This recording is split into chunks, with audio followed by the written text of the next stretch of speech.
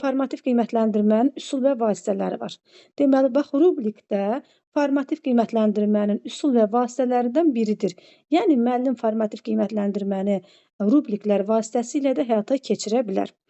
Deməli, rubrik nədir? Rubrik qiymətləndirmə aparmaq üçün xüsusi meyarları olan, bələdçi rolunu oynayan qiymətləndirmə cədvəlidir.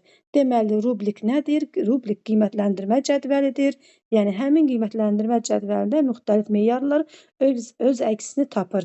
Müəllim də həmin müəyyən olunmuş meyarlara əsasən şagirdlərin fəaliyyətini qiymətləndirir. Rubrikin əsas məqsədi şagird fəaliyyətini dəyərləndirmək və inkişaf etdirməkdir.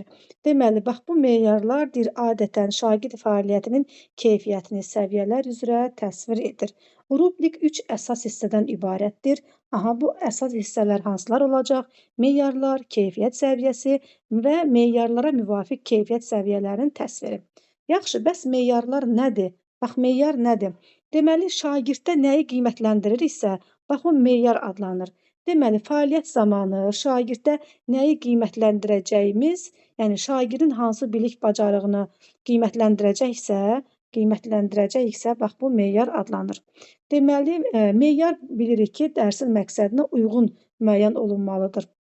Ümumiyyətlə, meyarda öyrənmə fəaliyyəti də biz bilirik ki, dərsin məqsədinə uyğun olaraq müəyyənləşdirilməlidir. Məsəl üçün, bax, deyirik ki, meyarlar dərsin məqsədinə uyğun olaraq müəyyənləşdirilməlidir. İndi burada nümunəyə baxaq. Əgər təlim nəticəsi şagirdlərin toplama və ya çıxmaya aid bilik və bacarıqlarının yiyələnməsini tələb edirsə, o zaman deməli qiymətləndirmə meyarları da şagirdlərin toplamaya və çıxmaya aid bacarıqlarını ölçməlidir. Yəni, şagirdlər dərsin sonunda hansı bilik və bacarığa yiyələnəcəklərsə, meyar elə şagirdlərin yiyələndiyi bilik və bacarığı ölçməlidir. Dedik ki, meyarlar 3 hissədən ibarətdir. Rubrik 3 hissədən ibarətdir. Meyar, keyfiyyət səviyyəsi və meyarlara müvafiq keyfiyyət səviyyəsi. Meyarlardan danışdıq. İndi isə keyfiyyət səviyyəsinə baxırıq. Deməli, bax, burada meyarların necə və hansı səviyyədə qiymətləndiriləcəyi öz əksini tapır. Deməli, keyfiyyət səviyyəsində nə öz əksini tapır? Meyarların, yəni müəllim meyarları belə deyək də, şagirdlərin əldə elədiyi bilik və bacarığı hansı səviyyədə qiymətləndirəcəyi, bax, keyfiyyət səviyyəsində öz əksini tapır. Yəni, görək, bax, bugünkü şagird, belə deyək də, 3-cü səviyyəyə uyğun olaraq cavab verirdi. Yəni, 3-cü səviyyə və yaxud da ki, 4-cü, 1-ci səviyyə üzrə hansı səviyyə üzrə qiymətləndirilirsə, bax, o, belə deyək də, keyfiyyət səviyyəsi adlanır. Yəni, meyarların necə və hansı səviyyədə qiymətləndiriləcəyi keyfiyyət səviyyəsi adlanır. Bəs meyarlara müvafiq keyfiyyət səviyyəsinin təsviri dedikdə nə nəzərdə tutulur? Hər bir səviyyənin meyarlara uyğunluğunun təsviri əks olunur. Yəni, bizim müəyyənləşdirdiyimiz meyarlar səviyyələrə uyğun olmalıdır. Yəni, müəllim hər səviyyənin özünə uyğun meyar qiymətləndirməlidir. Məsəl üçün, belə deyək, 4-cü səviyyə üzrə qiymətləndirilən meyardan müəllim 1-ci səviyyədə şagirdləri qiymətləndirməməlidir. Yəni, hər səviyyəyə uyğun olaraq qiymətləndirmə meyarları müəyyənləşdirməlidir. Deməli, müəllimlər, rubrik vasitəsilə müəllim şagirdlərin yalnız bilik və bacarıqlarını qiymətləndirmir. Çünki şagirdlərin, belə deyək də, əməkdaşlıq, ünsiyyət, sosial bacarıqları, davranışları da rubrik vasitəsilə qiymətləndirilir. Məsəl üçün, biz qrup işi istifadə eləyəndə, bax, belə deyək də, rubrikdən istifadə edirik. Bu zaman biz şagirdlərin həm bilik bacarığını qiymətləndiririk, həm də qrupda lazım olan, qrup iş üçün lazım olan, belə deyək də, əməkdaşlıq, ünsiyyət kimi bacarıqlarını da qiymətləndiririk. Deməli, rubrik yalnız şagirdlərin bilik və bacarığını ölçmür, şagirdlərin sosial, əməkdaşlıq, ünsiyyət bacarıqlarını da ölçür. Rubrikdən təkcə müəllim istifadə etmir, rubrikdən şagirdlər də istifadə edir. Belə deyək də, bax, ənənəvi təhsildə qiymətləndirən tərəf yalnız müəllim olurdu. Müasir təhsildə isə qiymətləndirən tərəf həm müəllim olur, həm də şagird olur. Yəni, müəllim də şagirdlərin fəaliyyətini qiymətləndirir, həmçinin şagird də öz fəaliyyətini və yoldaşlarının da fəaliyyətini qiymətləndirir.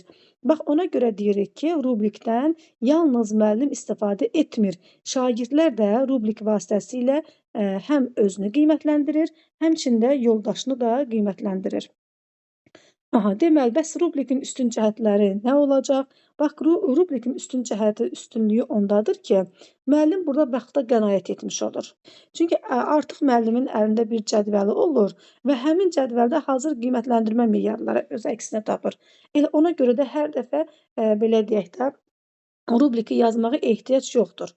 Rubriki yazmağa ehtiyac yoxdur. Hazır yazılmış qiymətləndirmə cədvəlidir. Müəllim həmin qiymətləndirmə cədvəlindən bir neçə dəfə istifadə edə bilər.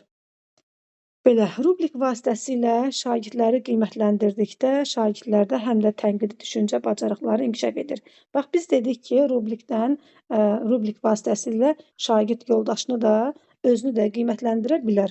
Bax, bu zaman şagirdlə özünü qiymətləndirən zaman, yoldaşını qiymətləndirən zaman şagirdlərdə tənqidi düşüncə bacarığı formalaşır. Tənqidi düşünmə bacarığı, deməli şərtdir. Çünki əgər bir şagird öz fəaliyyətini qiymətləndirirsə, düzgün qiymətləndirmək üçün şagirdə hansı təfəkkür lazımdır? Əlbəttə ki, tənqidi təfəkkür lazımdır. Bəzən testlərdə tənqidi təfəkkürün əvəzinə yaradıcı təfəkkür verilir və yaxud da ki, məntiqi təfəkkür verilir. Bax, bu yanlış olacaq. Yəni rubrik şagirdlərdə tənqidi təfəkkürü formalaşdırır və inkişaf etdirir. İndi müəllimlər, burada rubriklər var. Rubrikə baxağın. Bax, burada deməli, bax bu gördüklərimiz hamısı meyardır. Bax, burada görürsünüz, hər səviyyəyə uyğun olaraq qiymətləndirmə meyarları müəyyənləşdirmək lazımdır. Məsəl üçün, bax, burada çox yaxşı, yəni 4-cü səviyyə üçün müəyyənləşdirilmiş meyarlardır. Bir də meyarları oxumuram. Əlbəttə ki, bilirik ki, meyar nədir? Yəni müəllim şagirddə nəyi qiymətləndirəcəksə, bax o meyar adlanır. Lap birini gəlin oxuyağın. Məsəl üçün, bax, çox yaxşı, yəni 4-cü səviyyə üçün müəllim hansı meyarı müəyyənləşdirə bilər? Mətnin axıcılığı, oxu prosesi rahat və cəlbedicidir. Deyir, yəni mətnin axıcılığı, oxu prosesi rahat və cəlbedicidir.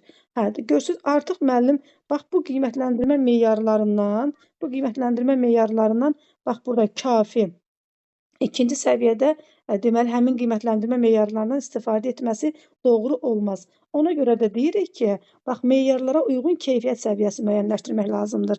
Məsəl üçün çox yaxşı deyirsə, deməli çox yaxşıya 4-cü səviyyəyə uyğun olaraq qiymətləndirmə meyarları müəyyənləşdirmək lazımdır. Ümumiyyətlə meyarın nə olduğunu bildik ki, yəni şagirddə nəyi qiymətləndiririksə, o meyar adlanır. Keyfiyyət səviyyəsi nə oldu? Yəni bizim belə deyək də müəllim hər səviyyənin özünə məxsus düzgün qiymətləndirmə meyarları müəyyənləşdirməlidir. Yəni məsəl üçün, bax qeyri-kafi, yəni 2-ci səviyyə üçün müəyyənləşdirilmiş meyardan biz deməli yaxşı, yəni 3-cü səviyyə üçün həmin meyardan istifadə edə bilmərik. Ona görə də meyar, keyfiyyət səviyyəsi və meyarlara müvafiq keyfiyyət səviyyəsi deməli şərtdir. Bax, burada nə deyir? Deyir, meyarlara uyğun keyfiyyət səviyyəsi. Yəni müəllimin müəyyənləşdirdiyi meyarlar keyfiyyətə, hər səviyyəyə uyğun olmalıdır. Deməli, tərtibatına görə rubriklər 2 yerə ayrılır. Deməli, rubrik tərtibatına görə 2 yerə ayrılır. Analitik və holistik rubrik. Analitik və holistik rubrik bir-birinin əksidir. Müəllim şagirdlərin hər hansı bir fəaliyyətini ayrı-ayrı meyarlara görə qiymətləndirir. Belə deyək də, analitik rubrik əhatəli qiymətləndirmədir. Hər tərəfli qiymətləndirmədir. Burada artıq analitik rubrik holistik rubrikə əsasən vaxt tələb edir. Biraz vaxt aparan qiymətləndirmədir. Çünki müəllim şagirdin bir fəaliyyətini bir neçə meyara görə qiymətləndirir. Amma holistik rubrik analitik rubrikin əksinədir, sürətli qiymətləndirmədir. Artıq burada müəllim şagirdin bir fəaliyyətini elə bir meyar üzrə qiymətləndirir. Analitik rubrikdə isə deməli dedik ki, burada müəllim şagirdi belə deyək də şagirdlərin bir fəaliyyətini bir neçə müəllimlər çox xahiş edirəm artıq dərəcədə mikrofonu bağlayağın, əlavə səslər gəlməsin. Dedik ki, analitik rubrik zamanı müəllim şagirdlərin bir fəaliyyətini bir neçə meyarlara əsasən qiymətləndirir. İndi gəlin baxaq görək, bax bu nə deməkdir? Deyirik ki, müəllim şagirdlərin bir fəaliyyətini bir meyarlara əsasən qiymətləndirir. Məsəl üçün, bax, deməli, bax bu gün müəllim şagirdlərin həm riyazi məsələ, misalları düzgün həll edib etmədiyini qiymətləndirir. Görək şagird misalı, məsələni düzgün həll edir və yaxud da ki, edə bilmir. Bax, indi baxağın 4-cü səviyyə üçün müəyyənləşdirilmiş meyarlara deməli verilmiş bütün riyazi məsələlər, misalları səhvsiz həll edir. Deməli, müəllim şagirdlərin həm misal məsələ həll etmə bacarığını yoxlayır. Bax, indi bir də baxaq görək hansı analitik rubrik vasitəsilə müəllim şagirdlərin hansı bacarığını yoxlaya bilər? Aha, riyazi məsələ, misalların həlli yollarını bilirmi? Deməli, bir müəllim şagirdlərin misal məsələ həll etmə bacarığını yoxlayır. Bir də deməli, misalları həll edən zaman misalların həll yolunu bilirmi? Görək, belə deyək, həll etdiyi misalları, məsələni həll edən zaman həll yollarını bilirmi? Bir həll etmə bacarığını qiymətləndirir, bir də həll yolunu bilib-bilmədiyini qiymətləndirir. Məsəl üçün, bax, bura baxağın, meyara baxağın, riyazi məsələnin həll yolu üçün bütün addımları bilir və doğru tətbiq edir. Deməli, müəllim burada şagirdin istifadə elədiyi strategiyanı da qiymətləndirir. Məsələnin həlli üçün atdığı addımları, yəni şagirdin istifadə elədiyi yolu, addımları, strategiyanı da analitik rubrik vasitəsilə qiymətləndirir. Aha, baxaq görək burada başqa. Deməli, yazdığın həll üsulunun necə izah edir? Müəllim şagirdin bax izah etmə bacarığını da qiymətləndirir. Görək şagird belə deyək də məsələni, tapşırığı yerinə yetirdikdən sonra yetirdiyi öz fəaliyyətinin izahını çatdıra bilirmi? İzahını verə bilirmi? Baxağın deyir həll yolunun tətbiq etdiyi bütün addımları düstura uyğun olaraq izah edir.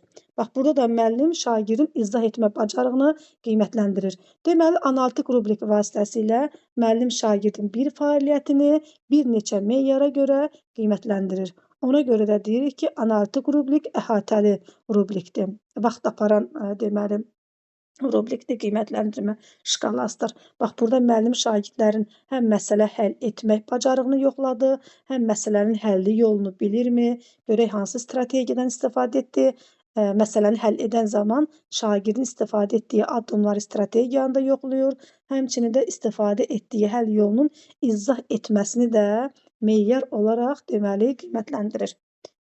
Aha, deməli, analitik rubrikdən bu qədər. Aha, indi baxağın holistik rubrikə. Holistik rubrik sürətli qiymətləndirməlidir. Artıq burada vaxt, zaman tələb etmir. Yəni, müəllim şagirdin bir fəaliyyətini, hər hansı bir fəaliyyəti bir meyar üzrə qiymətləndirir. Bax, məsəl üçün, analitik rubrikdə nə deyirdik? Deyirdik ki, bir neçə meyara əsasən müəllim şagirdlərin fəaliyyətini qiymətləndirir. Amma holistik rubrikdə nə deyirik? Deyirik ki, müəllim şagirdlərin fəaliyyətini bir meyara əsasən, yəni hər hansı bir işi, fəaliyyəti bütün meyarlara əsasən eyni anda deməli qiymətləndirir, mühakimə edir.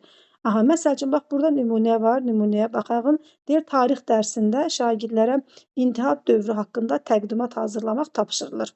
Təqdimat, bax, bu meyarlara əsasən qiymətləndirilir. Yəni, görürsünüz, burada müəllim şagirdlərin bir fəaliyyətini qiymətləndirir. Bir fəaliyyətini qiymətləndirir, təqdimat bacarığını qiymətləndirir. Artıq da burada meyarlara oxumağa məncə ehtiyac yoxdur. Sadəcə holistik qiymətləndirmənin sürətli qiymətləndirmə olduğunu bilmək bizə yetərlidir. Çünki burada müəllim şagirdin fəaliyyətini bütün meyarları eyni anda qiymətləndirir. Ayrı-ayrı meyarlara əsasən qiymətləndirmir. Deməli, baxırıq, rubriklər ümumi və tapşırığa əsaslanma xüsusiyyətlərinə görə də iki yerə bölünür. Deməli, rubrik ümumi və tapşırığa əsaslanma xüsusiyyətlərinə görə də iki yerə bölünür. Aha, indi ümumi rubrik nə olacaq? Tapşırığa əsaslanan rubrik necə olacaq? Bunlar da bir-birindən fərqlənir. Deməli, ümumi rubrik o deməkdir ki, müəllim ümumi olaraq müxtəlif növ tapşırıqlarda ümumi rubrikdən istifadə edir. Yəni, müəllimin əvvəlcədən belə deyək də bir rubrik qiymətləndirmə cədvəli hazırlayır. Həmin qiymətləndirmə cədvəlindən, həmin qiymətləndirmə cədvəlində öz əksini tapan meyarlardan müəllim bir neçə dərsdə istifadə edə bilir. Yəni, bir neçə tapşırığın qiymətləndirilməsi zamanı həmin ümumi rubrik cədvəlindən istifadə edə bilir. Ümumi tapşırıqlar, belə deyək də, yəni ümumi bir neçə tapşırıq zamanı müəllim ümumi rubrikin meyarlarından istifadə edə bilir. Məsəl üçün, bax, esse yazan zaman, riyazi məsələlərin həllində, qrup işlərində, ümumiləşdirici dərslərdə müəllim deməli ümumi rubrikin meyarlarından istifadə edə bilər. Yəni əvvəlcədən hazırlanmış bir qiymətləndirmə cədvəli olur. Həmin qiymətləndirmə cədvəlində öz əksini tapan meyarlardan istifadə etməklə bir neçə fəaliyyətlərin qiymətləndirilməsində istifadə edə bilir. Tapşırığa əsaslanan rubrik o deməkdir ki, yəni tapşırıqdan tapşırığa müəllim müxtəlif qiymətləndirmə meyarları hazırlayır. Yəni hər tapşırığa uyğun olaraq müəllim deməli qiymətləndirmə rubriki meyarları hazırlayır. Artıq bax bura nə deyir? Deyir spesifik tapşırıqlar üçün yazılır. Yəni tapşırıqdan tapşırığa dəyişir. Deməli ümumi rubrikin meyarları ilə müəllim bir neçə tapşırığı qiymətləndirir. Bir neçə tapşırığı qiymətləndirir. Amma tapşırığa əsaslanan rubrik vasitəsilə müəllim belə deyək də bir tapşırığı qiymətləndirir. Yəni hər bir tapşırığın özünə məxsus qiymətləndirmə cədvəli hazırlayır. Aha, indi müəllimlər, rubrik haqqında bu qədər. İndi baxırıq əks əlaqənin qurulması və effektiv rəyin verilməsi.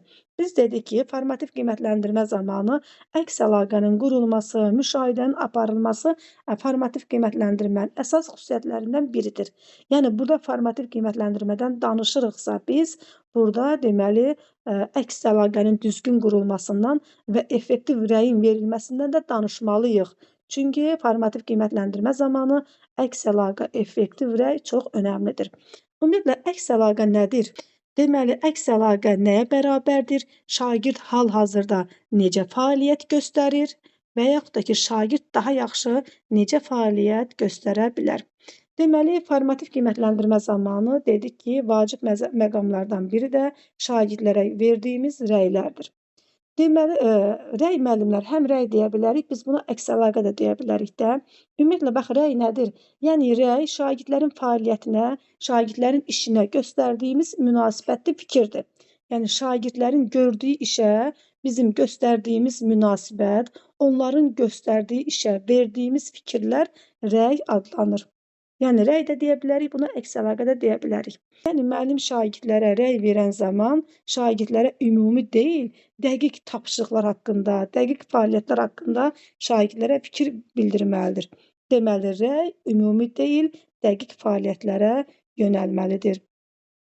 Əks əlaqə rəy vermək, məsləhət vermək, tərifləmək və yaxud da ki, qiymət vermək deyil. Deməli, əks əlaqə nə məsləhət verməkdir, nə şagirdin işini tərifləməkdir və yaxud da ki, şagirdə qiymət verməkdir.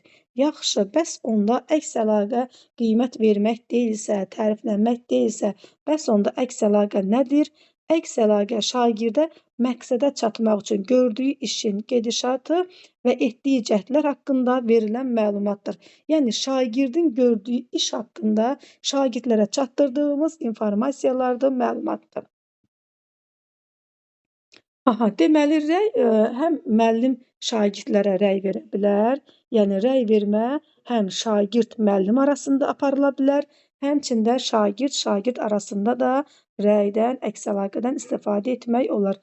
Məsəl üçün, bax, deyirik ki, müəllim şagirdlərin fəaliyyətinə də rəy bildirə bilər, şagirdlər öz fəaliyyətinə də rəy bildirə bilər. Məsəl üçün, biz özünü qiymətləndirmədən istifadə edirik də, özünü qiymətləndirmə cədvəlindən istifadə edirik. Bax, bu zaman şagirdlər öz fəaliyyətini qiymətləndirir, öz fəaliyyətinə deməli fikir bildirir.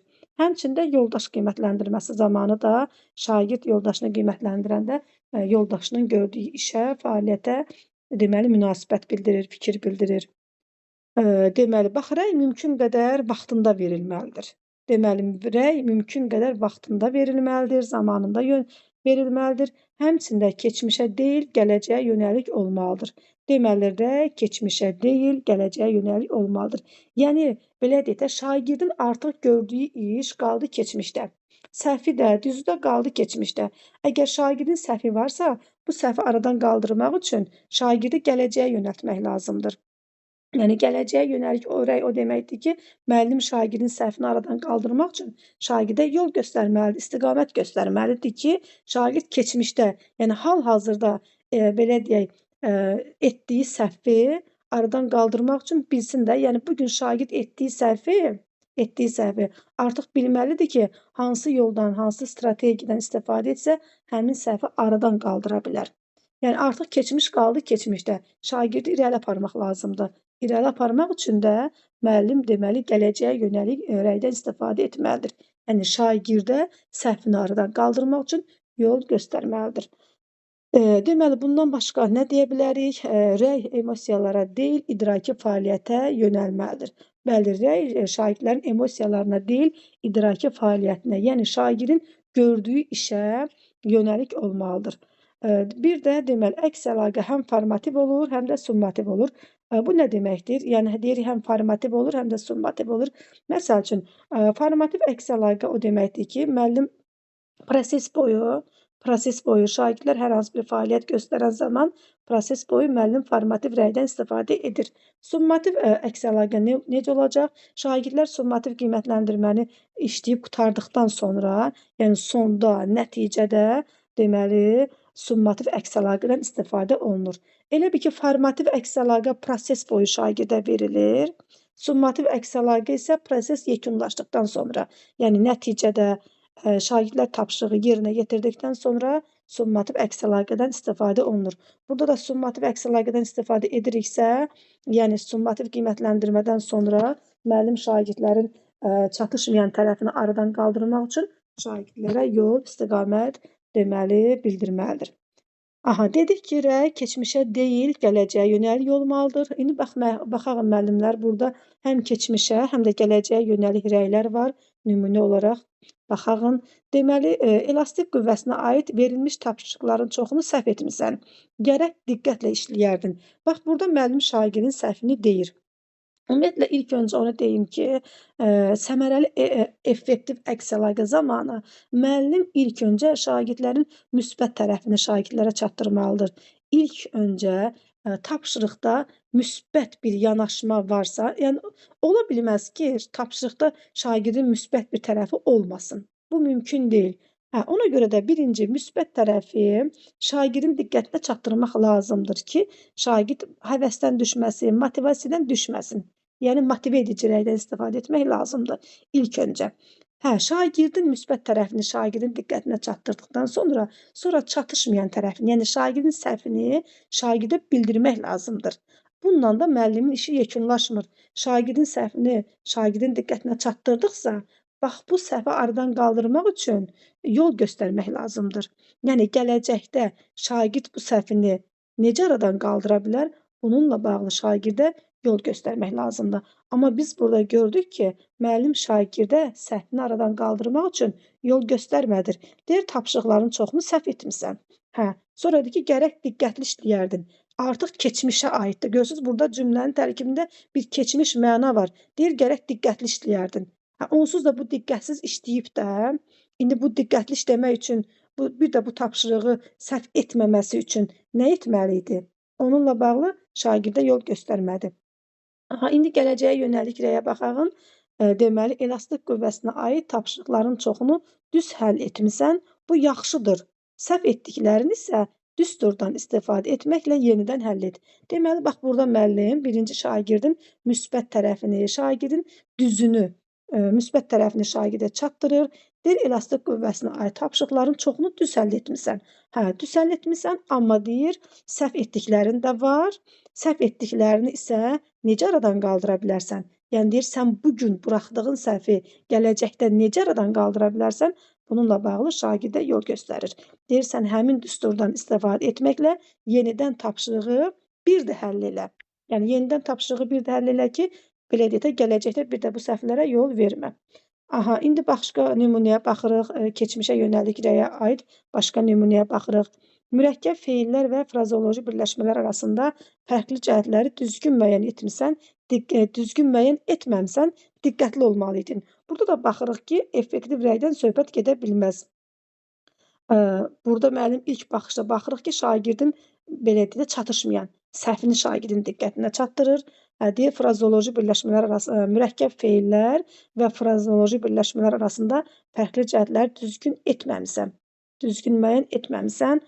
Sonra da deyir ki, diqqətli olmalıydın. Yaxşı, şagirdin səhvi var və bu səhvi aradan qaldırmaq üçün şagird nə etməli idi?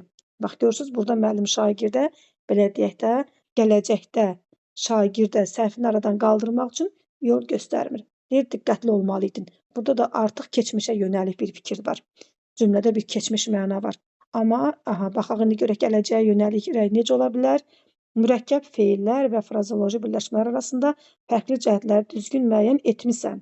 Oxşar cəhətləri müəyyən edərək, oxşar cəhətləri müəyyən edərkən qaydaları bir daha təkrarla. Görürsüz, artıq burada deyir ki, fərqli cəhətləri deyir düzgün müəyyən etmisən. Fərqli cəhətləri düzgün müəyyən etmisən, amma yəni oxşar cəhətləri müəyyən etməkdə çətinlik çəkmisən. Həmin oxşar cəhətləri də müəyyən edərkən qaydanı bir daha təkrarla. Yəni görürsüz, burada artıq yol göstərir ki, qaydanı təkrarlasan, oxusan, deməli şagird qaydanı yaxşı bilmədiyi üçün bu səhvə yol verir də. Deyir qaydanı bir daha yaxşı oxusan, deməli bax, mürəkkəb feillər və frazeoloji birləşmələr arasında oxşar cəhətləri də müəyyən edə bilərsən. Bundan əlavə dedik ki, effektiv rəy emosiyalara yönəlik yox, idraki fəaliyyətə yönəlik olmalıdır. Baxaq görək emosiyalara yönəlik rəy dedikdə nə nəzərdə tutulur? Bax, afərin, sən çox ağıllısan, ona görə də tapşırığı düz həll edirsən. Bax, burada müəllim şagirdin işini, fəaliyyətini, idrakını qiymətləndirmədi. Şagirdin birbaşa özünü, şəxsiyyətini, ağlını qiymətləndirdi. Ağlına fikir bildirdi, münasibət bildirdi. Deyir, sən çox ağıllısan. Ümumiyyətlə, rəy verən zaman, məsəl üçün, müəyyən sözlər var ki, onlardan istifadə etmək olmaz. Məsələn, çox ağıllısan, çox savadlısan, çox bacarıqlısan, hamıdan fərqlənirsən. Bax, bu kimi sözlərdən, fikirlərdən istifadə etmək olmaz. Müəllim şagirdin şəxsiyyətini deyil, ağlını deyil, şagirdin istifadə etdiyi strategiyanı, şagirdin istifadə etdiyi səyi, zəhməti dəyərləndirməlidir. Məsəl üçün, bir də baxaq, deyir, sən çox ağıllısan, ona görə də tapşırığı tez həll edirsən. Burada müəllim şagirdin ağlını qiymətləndirmiş oldu. Məsəl üçün, başqa bir nümunəyə baxağın, afərin, ağıl dəryasısan, ona görə də heç vaxt səhvin olmur. Görürsüz, burada müəllim birbaşa şagirdin ağlını, şəxsiyyətinə, ağlına fikir bildirdi. Məsəl üçün, kimyəvi tənlik reaksiyalarını yaxşı yerinə yetirirsən, kimyanı yaxşı bilirsən, olmaz. Bax, deyir, kimyanı yaxşı bilirsən, ona görə də kimyəvi tənliklərin reaksiyasını düzgün yerinə yetirirsən. Demək ki, bax, bu sadaladıqlarımız, göstərdiyimiz nümunələr emosiyalara yönəlik rəydir. Yəni, müəllim şagirdlərin emosiyalarını deyil, ağlını deyil, şəxsiyyətini deyil, şagirdin idrakinə deməli münasibət bildirməlidir. Yaxşı, idraka yönəlik fəaliyyət necə olmalıdır? Sən əsərin ideyasını düzgün müəyyənləşdirmisən. Artıq deməli müəllimlər, bəzən bu əhsən sözü bizi çaşdırır. Əhsən sözünü görən kimi elə bilirik ki, bu düzgün verilmiş rəy deyil. Xeyr, əhsən sözü bizi çaşdırmasın. Əgər mən desəydim ki, əhsən, sən çox ağıllısan, ona görə də tapşırığı düzgün həll etmisən, bu zaman bu rəy effektiv, belə deyək də, səmərəli olmayacaq, effektiv olmayacaq. Yəni, əhsən sözünə görə yox, şagirdin ağlına münasibət bildirdiyimə görə bu rəy effektiv olmayacaq. Amma mən burada necə deyirəm, necə rəy bildirirəm? Deyirəm, əhsən, əsərin ideyasını düzgün müəyyənləşdirmisən. Artıq əhsəni, afərini şagirdin salam müəllim, axşamınız xeyir olsun. Deməli, artıq burada əhsən sözünü mən şagirdin ağlına deyil, şagirdin, belə deyək, zəhmətinə, şagirdin idrakına fikir bildirdim. Deyir, əsərin ideyasını düzgün müəyyənləşdirmisən. Artıq müəllim burada şagirdin strategiyasına deməli rəy bildirdi. Başqa rəyə baxağın. Deməli, dinləmə mətni üzrə tapşırıqları düzgün yerinə yetirmisən. Bu sənin qeyd götürmə bacarığının yaxşı olduğunu göstərir. Bax, görürsüz, deyir ki, dinləmə mətni üzrə tapşırıqları düzgün yerinə yetirmisən. Bu deyir, sənin qeyd götürmə bacarığının yaxşı olduğunu göstərir. Artıq müəllim şagirdin burada nəyini qiymətləndirdi? Ağlını, yoxsa savadını, yoxsa bacarığını qiymətləndirdi. Deməli, müəllim şagirdin bacarığını qiymətləndirirsə, bax, bu idraki yönəlmiş, deməli, idraki fəaliyyətə yönəlmiş rəydir. Digər nümunəyə də baxağın. Deyir, artıq xəritə üzərində iqtisadi rayonları doğru müəyyən edirsən, çalışqanlığını təqdir edirəm. Bax, burada yenə müəllim şagirdin nəyini qiymətləndirdi? Zəhmətini, şagirdin səyini, bacarığını qiymətləndirdi. Deyir, yəni artıq xəritə üzərində iqtisadi rayonları doğru müəyyən edirsən, buna görə də mən sənin deyir, çalışqanlığını təqdir edirəm, qiymətləndirirəm. Belə, baxaq görək, deməli, bundan əlavə rəyi effektiv edən bir neçə xüsusiyyətlər var. Bəs həmin xüsusiyyətlər hansılar olacaqdır? Deməli, dedik ki, rəyi effektiv etmək üçün bəzi məqamlar var ki, müəllim həmin məqamlara da diqqət etməlidir. Rəy verən zaman mümkün qədər spesifik olmalıdır. Yəni, verilən rəy spesifik olmalıdır. Spesifik olmalıdır nə deməkdir? Yəni, müəllim dəqiq məqamları şagirdlərə çatdırmalıdır. Yəni, şagirdin fəaliyyətinə ümumi olaraq deyil, dəqiq məlumatları, dəqiq fikirləri şagirdlərə çatdırmalıdır. Yəni nəyi doğru etdiyini və yaxud da ki, nəyin üzərində işləyib, özünü inkişaf etdirmək lazımdırsa, bax bununla bağlı şagirdə dəqiq məlumatları çatdırmalıdır. Yəni şagird nəyi düz yerinə yetirib və yaxud da ki, şagirdin nədə, harda çətinlik olub və bu çətinliyi necə aradan qaldıra bilər, bununla bağlı şagirdə yol göstərməlidir. Aha, mümkün qədər vaxtında vermək lazımdır. Bəli, yəni mən bu gün şagirdin fəaliyyətini dərs zamanı, belə deyək də, dərs zamanı şagirdin fəaliyyətinə dərsdə münasibət bildirməliyəm. Artıq növbəti dərsdə şagirdin əvvəlki fəaliyyətinə uyğun olaraq rəy bildiririksə, artıq bu doğru yanaşma deyil. Bu vaxtında verilməyən rəydir. Yəni rəy elə müəllim tapşırığı yoxlayan zaman, dərs zamanı, proses boyu şagirdin fəaliyyətinə münasibət bildirməlidir. Məsəl üçün, yenə deyirəm, bax bu gün tapşırıq işlətmişəm şagirdlərə. Bu gün tapşırıqla bağlı, yəni şagirdlərin fəaliyyəti ilə bağlı şagirdlərə rəy bildirmirəm.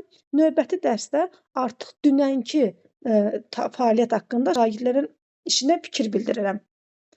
Bu doğru deyil axı. Heç şagirdin də yadında qalmayacaq ki, o dünən tapşırığı necə işləmişdi və səhvi nə idi, düzü nə idi. Bu doğru yanaşma olmaz. Ona görə də rəy vaxtında, dəqiq, vaxtında deməli verilməlidir. Rəy vasitəsilə müəllim şagirdlərin təlim nailiyyətini də dəyərləndirməlidir. Yəni rəy vasitəsilə şagirdlərə son məqsədə çatmaq üçün nə etməli olduqları aydın şəkildə bildirilməlidir. Yəni biz ümumiyyətlə təlim nailiyyəti nə deməkdir? Təlim nailiyyəti o deməkdir ki, yəni dərsin sonunda şagirdlərin əldə elədiyi bilik və bacarıqlar təlim nailiyyəti və yaxud da ki, təlim məqsədi adlanır. Biz dərsin məqsədi deyirik də. Bax indi o məqsədə şagird necə çata bilər? Necə çatmalıdır? Həmin məqsədə çatmaq üçün şagirdlərə nə etməli olduqları haqqında aydın şəkildə şagirdlərə məlumat da, deməli fikir də bildirmək lazımdır ki, yəni şagird təlim məqsədinə, dərsin məqsədinə çatmaq üçün nə etməlidir? Bununla bağlı deməli şagirdlərin fəaliyyətinə rəy vermək də lazımdır. Rəy şagirdlərə həssaslıqla çatdırmaq lazımdır. Bəli, rəyi şagirdlərə həssaslıqla çatdırmaq lazımdır. Bu nə deməkdir? Əvvəlcə belə deyək də, şagirdin fəaliyyətinə, şagirdin işinə müsbət yanaşma ilə başlamaq lazımdır. Mən bayaq danışdım, motive edici rəydən danışdım. Deməli nə deyirdik? Deyirdik ki, müəllim ilk öncə həssaslıqla şagirdlərə yanaşmalıdır. İlk öncə şagirdin fəaliyyətində müsbət tərəfləri şagirdlərə çatdırmalıdır. Müsbət tərəfi çatdırdıqdan sonra, ondan sonra çatışmayan tərəfləri şagirdin diqqətinə çatdıra bilər və bundan sonra da çatışmayan tərəfi aradan qaldırmaq üçün yol, istiqamət göstərməlidir. Deməli, indi baxırıq, summativ qiymətləndirməyə baxırıq. Görək summativ qiymətləndirmə necə təşkil olunur. Summativ qiymətləndirmə deməli, məzmun standartlarının mənimsənilməsi ilə bağlı təhsil alanların nailiyyətini ölçür. Yəni, summativ qiymətləndirmə nəyi ölçür? Yəni, summativ qiymətləndirmə şagirdlərin təlim nailiyyətini ölçür. Ümumiyyətlə, nailiyyət nə deməkdir? Yəni, şagirdin nail olduğu bilik və bacarıqlar deməkdir də. Görək sonda şagirdlər bölmənin sonunda, mövzunun sonunda görək şagirdlər hansı bilik və bacarıqlara yiyələndilər, hansı nailiyyətlərə yiyələndilər. Deməli, summativ qiymətləndirmə şagirdlərin nailiyyətini ölçən qiymətləndirmədir. Bax, formativ qiymətləndirmə şagirdlərin fəaliyyətini ölçür. Fəaliyyətini ölçür, fəaliyyətini izləyir. Formativ qiymətləndirmə dedik ki, davamlı olaraq hər gün aparılan qiymətləndirmədir. Ancaq summativ qiymətləndirmə davamlı olaraq aparılmır. Summativ qiymətləndirmə bölmənin müəyyən hissəsində də summativ qiymətləndirmə aparıla bilər. Bölmənin sonunda da summativ qiymətləndirmə aparıla bilər. Deməli, summativ qiymətləndirmə yarım illik qiymətlərin çıxarılmasında nəzərə alınır. Bölmə ərzində şagirdlərin əldə etdiyi bilik və bacarıqları ölçür. Yəni summativ qiymətləndirmə şagirdlərin bölmə ərzində əldə etdiyi bilik və bacarıqları ölçür. Summativ qiymətləndirmə dedik ki, bölmənin müəyyən hissəsində də və bölmənin sonunda da aparıla bilər. Summativ qiymətləndirilmənin keçiriləcəyi tarix haqqında, yəni belə deyək də, əvvəlcədən şagirdlərə məlumat vermək lazımdır.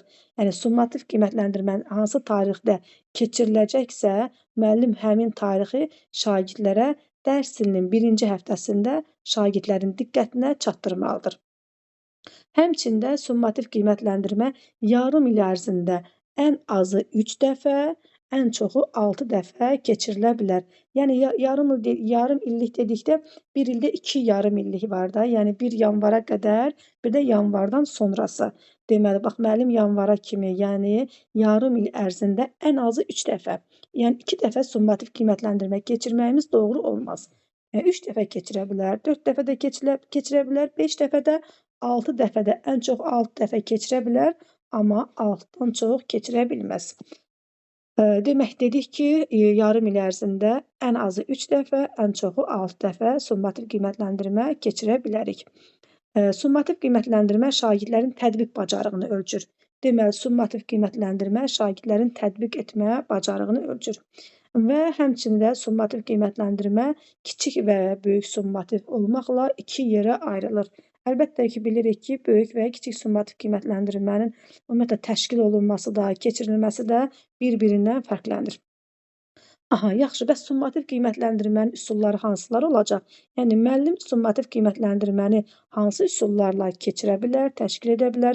Yoxlama yazı işlərindən, ifadələrdən istifadə edə bilər, layihə, testlərdən, əlbəttə ki, açıq və qapalı tipli testlərdən istifadə edə bilər, tapşırıq vermə üsulundan da istifadə edə bilər, həmçində yaradıcılıq və əl işlərindən də bir vasitə kimi, deməli, summativ qiymətləndirmədə istifadə edə bilər. İndi baxırıq kiçik summativ qiymətləndirməyə baxırıq. Deməli, dedik ki, kiçik summativ qiymətləndirmə mövzunun, bəhsin və yaxud da ki, bölmənin, həmçində yarım ilin sonunda keçirilə bilər.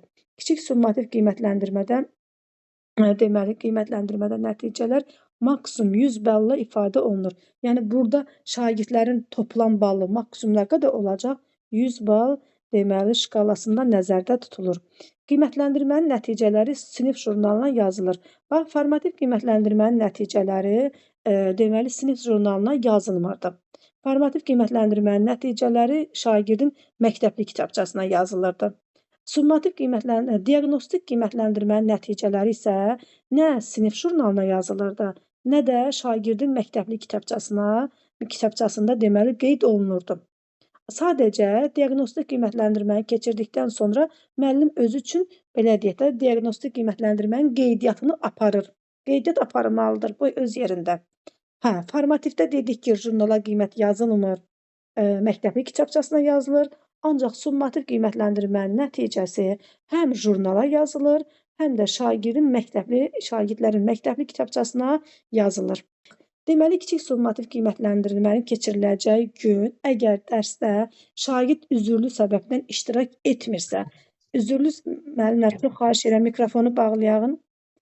Əgər kiçik summativ qiymətləndirmənin keçiriləcəyi günü şagird üzürlü səbəbdən dərsdə iştirak etmirsə, üzürlü səbəb bilirik də müəllimlər, yəni icazəlidir. Müəyyən səbəbdən problem yaşayıb, problemi var, müəyyən səbəbdən şagird, belə deyək də, icazəlidir, dərsə gələ bilmir, kiçik summativ qiymətləndirmədə iştirak edə bilmir.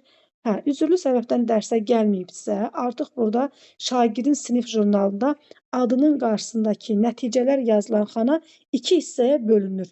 Yəni, bax, şagirdin adının qarşısındakı xanalar, hər 2 xana 2 hissəyə bölünür və burada xanaların hər ikisinin sürətinə, bax, görürsünüz, xanaların hər ikisinin sürətinə qayıb yazılır. Ancaq məxrəci boş saxlanılır. Bax, görürük də, burada məxrəclər, deməli, məxrəclər boş saxlanılıb. Növbəti kiçik summativ qiymətləndirmənin keçiriləcəyi günə qədər əgər şagird, belə deyək də, məktəbə gəlsə, kiçik summativ qiymətləndirməni işləsə, şagirdin balı nədirsə, qiyməti nədirsə yazılır. Ancaq Növbəti kiçik summativ qiymətləndirmənin keçiriləcəyi tarixə kimi şagird məktəbə gəlməsə, kiçik summativ qiymətləndirməni işləməsə, artıq deməli şagirdin balı da qiymətdə qayıb götürülür də. Yəni burada şagirdə qiymət verilmir. Ancaq yarım illik balların hesablanmasında da nəzərə alınmır. Bu bir növ şagirdlərin xeyrinədir. Deyir, yarım illik balların hesablanmasında nəzərə alınmır. Məsəl üçün, baxaq görək bu yəni yarım illik balların hesablanmasında nəzərə alınmır dedikdə nə nəzərdə tutulur? Məsəl üçün, şagirdlər yarım il ərzində, belə deyək də, yarım il ərzində 3 dəfə deməli kiçik summativ qiymətləndirmə keçirməsik. Məsəl üçün, şagird 80 bal, birinci summativ qiymətləndirmədən 80 bal alır, ikinci summativ qiymətləndirmədə məsəl üçün 70 bal alır, üçüncü summativ qiymətləndirmədə iştirak etmir. İştirak etmir, şagirdin balı da, qiyməti də qayıbdır da, qayıb yazılıbdır, iştirak etməyibdir. Burada artıq əslində normalda biz bu balları toplayıb 3-ə bölməliyik, normalda. Şagird əgər qiymətləndirmədə iştirak edibsə, ballar toplanılıb 3-ə bölünür. Amma şagird üzrlü səbəbdən dərsə gəlməyib və qiymətləndirmədə iştirak etməyibsə, artıq burada şagirdin deməli nəticələri, yəni balların cəmi 3-ə deyil, 2-yə bölünür. Normalda 3-ə bölünməli idi. Sadəcə bax burada nə deyirik? Deyirik ki, burada şagirdin qiymətinə qayıb yazmışıq da. O baxımdan da deməli, bax burada şagirdin deməli toplam balı 3-ə yox, 2-yə bölünür. Bu da əslində şagirdin xeyrinədir də. Biz 3-ə bölsəydik, bax bu 2-ni 80 ilə 70-i toplayıb 3-ə bölsəydik, şagirdin balı nəticədə olaraq balı az olacaqdı. Bu da şagirdin nailiyyətinə, qiymətinə mənfi təsir göstərəcəkdir. Ona görə də bu bir növ şagirdin xeyrinədir. Ballar toplanılır, 2-yə bölünür və ona görə də deyirik ki, yarım illik balların hesablanmasında nəzərə alınmır. Bu deməli üzrlü səbəb haqqında danışdıq da, yəni üzrlü səbəbdən dərsə gəlmirsə. Ancaq şagird kiçik summativ qiymətləndirmə işlənilən gün, keçirilən gün üzürsüz səbəbdən dərsdə iştirak etmirsə, artıq şagirdin sinif jurnalında adının qarşısına 0 bal yazılır və həmçinin də bala 0 yazılır və qiymət də qayıb götürülür. Deməli, bala 0 yazılır, şagirdin qiymətinin qarşısındakı xanaya da deməli qayıb yazılır və burada deyir balların hesablanmasında nəzərə alınır. Əlbəttə ki, balların hesablanmasına nəzərə alınır. Məsəl üçün, belə deyək, bax 80 toplayıbdır, birindən 70, birindən də olsun, məsəl üçün, nə olsun? Olsun 82 olsun. 82, yox, birindən də belə deyək də, gəlməyibdir. Üzürsüz səbəbdən dərsdə iştirak etməyibdir. Artıq bu ballar toplanılır, 3-ə bölünür. Bayaq 2-yə bölünürdü. Üzürlü səbəbdən dərsə gəlmədiyi üçün müəllim ona güzəşt edirdi. 3-ə yox, 2-yə bölünürdü. Artıq burada şagirdə belə dedi, güzəşt olunmur. Üzürlü səbəbdən dərsə gəlməyibsə, deməli yarım illik balların çıxarılmasında şagirdin deməli balı nəzərə alınır. Bu oldu müəllimlər. Deməli kiçik summativ qiymətləndirmə haqqında danışdıq. İndi biz böyük summativ qiymətləndirmə haqqında da danışırıq. Görək böyük summativ qiymətləndirmə hansı xüsusiyyətlərinə görə kiçik summativ qiymətləndirmədən fərqlənir? Deməli böyük summativ qiymətləndirmə biz bilirik ki, yarım ilin sonu, daha doğrusu ilin yox, yarım illərin sonunda keçirilir. Yəni dedikdə ildə 2 dəfə yarım il olur. Məsəl üçün yanvar və yaxud da ki, iyunun sonunda, yarım illərin sonunda keçirilir. Burada da böyük summativ qiymətləndirmənin nəticələri maksimum 100 balla ifadə olunur. Elə böyük, kiçik. Burada hər ikisində maksimum bal 100 bal götürülür. Qiymətləndirmənin nəticələri sinif jurnalına yazılır. Əlbəttə ki, qiymətləndirmənin nəticələri sinif jurnalına yazılır. Kiçikdə də yazılır, böyükdə də yazılır. Deməli, indi baxırıq görək, birinci və ikinci yarım ildə böyük summativ qiymətləndirmədə üzürlü səbəbdən dərsdə iştirak etməyən şagirdin balı, qiyməti necə hesablanılır? Burada şagird əgər üzürlü səbəbdən dərsdə iştirak etməyibsə, şagirdin jurnalda adının qarşısındakı xana 2 hissəyə ayrılır. Eyni kiçik summativ qiymətləndirmədə olduğu kimi. Deməli, şagirdin sinif jurnalında adının qarşısındakı xana 2 hissəyə ayrılır və xanaların hər ikisinin sürətinə qayıb yazılır. Yenə summa kiçikdə olduğu kimi məxrəcləri boş saxlanılır. Bax, görürsünüz, burada hər ikisinin bal yazılan cədvələ də, qiymət yazılan cədvələ də sürətlərində qayıb yazılır, məxrəcləri boş saxlanılır. Və summativ qiymətləndirmə işlənilən gündən sonra növbəti 2 həftə müddətində şagirdə 2 həftə müddətində vaxt verilir. 2 həftə müddətində şagird əgər məktəbə gəlsə, böyük summativ qiymətləndirmə tapşırıqlarını yerinə yetirsə, böyük summativ qiymətləndirmə tapşırıqlarını yerinə yetirsə, artıq şagird nə bal alıbsa, bax, burada məxrəcdə qeyd olunur. Yox, əgər şagird 2 həftə müddətində əgər böyük summativ qiymətləndirmə üçün nəzərdə tutulan tapşırıqları yerinə yetirmirsə, artıq bax, burada şagirdin balı 0 götürülür, qiyməti də, bax, belə deyək də, qayıb yazılır. Qiymət də qayıb yazılır və burada yarım illik balların hesablanmasında nəzərə alınır. Summativdə nəzərə alınmırdı. Şagirdin xeyrinə idi, şagirdə güzəşt olunurdu.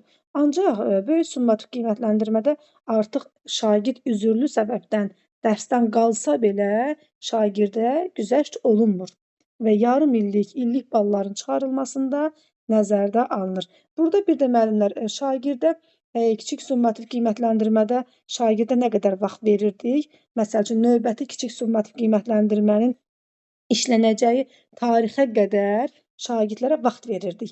Amma böyük summativ qiymətləndirmədə vaxt o qədər əhatəli deyil, uzun müddətli deyil. Burada şagirdlərə 2 həftə zaman verilir, möhlət verilir. Yəni 2 həftə müddətində şagird həmin tapşırıqları yerinə yetirsə, şagirdin aldığı qiymət məxrəclərə yazılır. Yox, yenə şagird üzürlü səbəbdən 2 həftə müddətində, 2 həftə ərzində həmin qiymətləndirmə tapşırıqlarını işləməsə, artıq burada şagirdə güzəşt olunmur, balı 0 götürülür, qiymət isə qayıb götürülür. Həmçində yarım illik balların hesablanmasında nəzərə alınır. Aha, yaxşı, baxaq görək, əgər şagird üzürsüz səbəbdən böyük summativ qiymətləndirmədə iştirak etməyibsə, bax, bu zaman şagird üzürsüz səbəbdə də burada icazə yox, ona görə şagirdə güzəşt olunmur burada. Əgər üzürsüz səbəbdən iştirak edibsə, artıq burada xanalar 2 hissəyə bölünmür. Elə sadəcə şagirdin balı, belə deyək, 0 götürülür, qiyməti isə qayıb götürülür. Və həmçində yarım illik balların hesablanmasında nəzərə alınır. Aha, indi baxırıq görək, bax, burada belə deyək də, summativ qiymətləndirmənin dedik ki, qiymətləndirmə maksimum 100 balla ifadə olunur. Əgər bax, şagird 0-30 bal aralığında deməli bal toplayıbsa, 0-30 bal aralığında bal toplayıbsa, şagirdin qiyməti 2-dir. 30-dan yuxarı, yəni 30,1 də ola bilər, 30,1 də ola bilər, fərqi yoxdur. 30-60 arası şagird bal toplayıbsa, şagirdin qiyməti 3-dür. 3 alacaq. Yox, 60-dan yuxarı. Yenə 60,1 ola bilər, 100% ola bilər, fərqi yoxdur. Yetər ki, əgər 60-dan yuxarı bal toplayıbsa, yəni 60-80 arası bal toplayıbsa, burada şagirdin qiyməti o zaman 4-dür. Şagird 4 qiyməti almış olur. Aha, yox, əgər şagird 180 bal arası bal toplayıbsa, o zaman şagirdin qiyməti 5 olacaq. Yəni biz deyirik də, summativ qiymətləndirmədə şagirdlərin qiyməti necə qiymətləndirilir? Əlbəttə ki, aldığı ballara əsasən, topladığı ballara əsasən qiymətləndirilir. Deməli, müəllimlər, bax, kiçik summativ qiymətləndirmə deməli, 1-ci siniflərdə keçirilmir. Bax, kiçik summativ qiymətləndirmə 1-ci siniflərdə ümumiyyətlə keçirilmir. Nə kiçik keçirilir, nə böyük keçirilir. Ancaq 2-ci siniflərdə bütün fənlər üzrə kiçik summativ qiymətləndirmə keçirilir. Ancaq böyük summativ qiymətləndirmə keçirilmir. 3-cü sinifdə isə yenə bütün fənlər üzrə kiçik summativ qiymətləndirmə keçirilir. Ancaq böyük summativ qiymətləndirmə keçirilmir. 4-cü sinifdə isə yenə kiçik summativ qiymətləndirmə bütün fənlər üzrə keçirilir. Həmçinin 4-cü sinif, belə deyək də, ibtidai təhsil səviyyəsinin sonudur. Deməli, 4-cü sinif ibtidai təhsil səviyyəsinin sonu olduğu üçün burada artıq böyük summativ qiymətləndirmə bütün fənlər üzrə keçirilir. Böyük summativ qiymətləndirmə 4-cü sinifin sonunda 4-cü sinifdə, daha doğrusu sonunda yox, deməli 4-cü sinifdə bütün fənlər üzrə deməli böyük summativ qiymətləndirmə keçirilir. Bax, indi bura baxsaq, kiçik summativ qiymətləndirmə 1-ci sinifdən başqa bütün siniflərdə keçirilir. Yalnız 1-ci sinifdə keçirilmir, bütün siniflərdə keçirilir. İndi baxaq görək böyük summativ qiymətləndirmə bütün fənlər üzrə hansı siniflərdə keçirilir? Məsəl üçün 4-cü siniflərdə keçirilir, bütün fənlər üzrə keçirilir. Bir də 9-cu sinifə baxaq, 9-cu siniflər üzrə, bax bütün fənlər üzrə böyük summativ qiymətləndirmə keçirilir. Bir də 11-ci sinifdə, deməli bütün fənlər üzrə böyük summativ qiymətləndirmə keçirilir. Deməli, böyük summativ qiymətləndirmə bütün fənlər üzrə hansı siniflərdə keçirilir? 4-cü, 9-cu və 11-ci siniflərdə keçirilir. Digər siniflərdə isə deməli böyük summativ qiymətləndirmə buraxılış fənləri üzrə keçirilir. Buraxılış fənləri hansılardır? Azərbaycan dili, riyaziyyat, ingilis dili fənni üzrə böyük summativ qiymətləndirmə keçirilir. Bax belə deyək də, lisey və gimnaziyalarda deməli əlavə olaraq müəssisənin və yaxud da ki, pedaqoji şuranın qərarı ilə, yəni buraxılış fənlərindən əlavə 3 fən üzrə də böyük summativ qiymətləndirmə keçirilə bilər.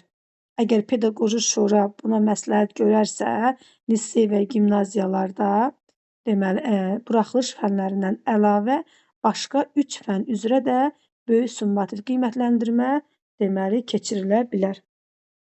Baxaq görək indi burada qiymətləndirmənin test tapşırıqları, qiymətləndirmə vəsaitləri necə hazırlanmalıdır? Deməli, kiçik summativ qiymətləndirmədə materialların kim hazırlayır? Əlbəttə ki, fən müəllimi özü hazırlayır, özü keçirir, özü yoxlayır. Həmçində sinif jurnalına, yəni belə deyək də, ballar, qiyməti fən müəllimi özü yazır. Böyük summativ qiymətləndirmədə ancaq biraz fərqlidir də. Böyük summativ qiymətləndirmədə artıq məktəb rəhbərliyi tərəfindən keçirilir, həmçində məktəb rəhbərliyinin nəzarəti altında keçirilir və tapşırıqlar da, böyük summativ qiymətləndirmə üçün nəzərdə tutulan tapşırıqlar da məktəb rəhbərliyi nəzarəti altında hazırlanır.